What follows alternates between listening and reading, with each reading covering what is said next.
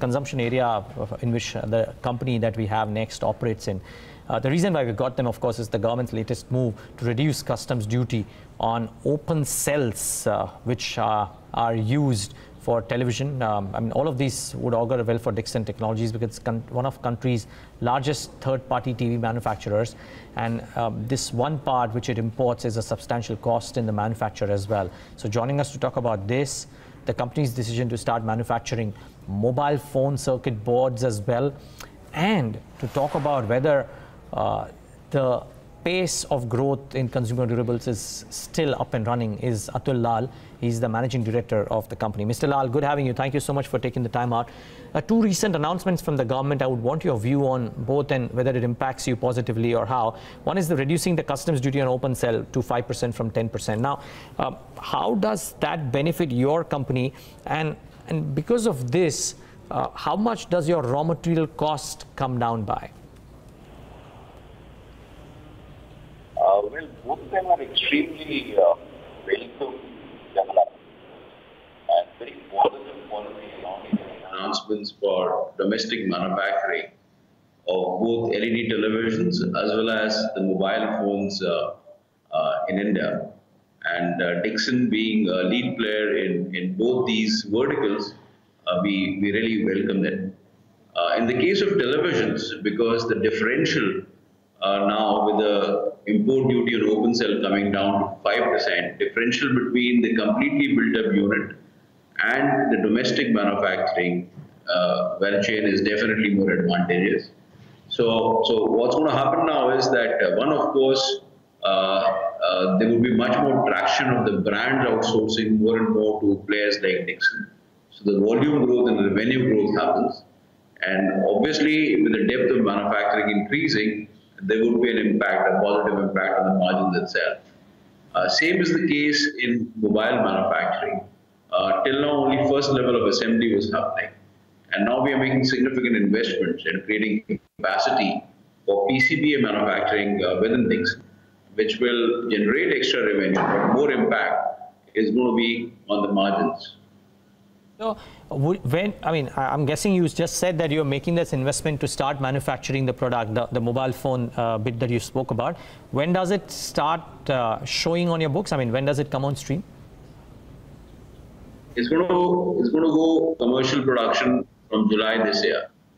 From July this year. Okay. And I mean, so in light of all of this, what's the advantage to revenue or volume growth that comes in? You anyways have had a fairly good trajectory.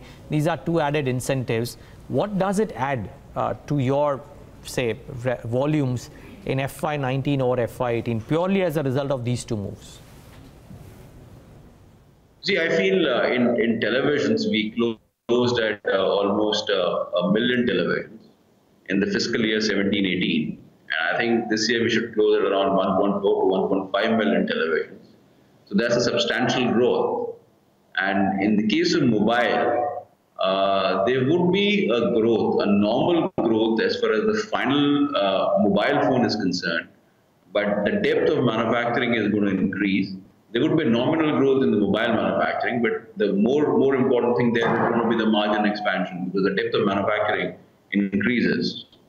Okay, would you want to tell me about this margin expansion, Mr. Lall? I mean, your margins, if I'm not wrong, have been in the range of 3.7 and 3.8%. The 9-month numbers were also 3.8%. What's the kind of uplift that margins could see as a result of this? See, I feel that it's going to improve by at least 50 to 60 pips in the next financial year. Now, is that 17-18 we should be around 4%, and the 18-19 we should expand by 50. No, but is that a result of such moves, or would you anyways have anticipated those margins, and would these moves only add to that? See, this moves in the case of television adds more to the volume and obviously some margin expansion. In the case of mobiles, it adds more to the margin expansion. So I believe the Q3 slowdown in operations of Gioni is all being left behind. You speaking very, very positively about this segment for FY19, I would presume Q4 would also have seen fairly decent numbers compared to what Q3 showed. Q4 was flat as far as mobile was concerned. Q1 this year would be better, but the actual volume uptick would come from Q2 of this fiscal. Okay, a slightly broad question, and because you have a higher base now than what you used to, if I look at your growth numbers FY13 to 17, it's been a phenomenal growth rate, 35% to almost 70% top line EBITDA, bottom line odd. At the higher base that you have, while you spoke about the volumes in the TV segment, I think going up by almost 40-50%, would it be possible to do an encore of this CAGR numbers that you've done in the last 4 years for the next 2 or 3 or 4 years? Well, we are very confident that we should be able to deliver 25% plus growth in revenues and a higher number on the bottom line. And we're confident about it. And this is, no, so I'm sure FY19 you will probably do that easily. What's the 5-year vision? It's going to carry on for next 3 to 5 years. I can see that kind of traction. Wow. Because the consumption growth story in India is very robust across the consumer durable sector. More and more brands one sees are looking at outsourcing as their industrial strategy.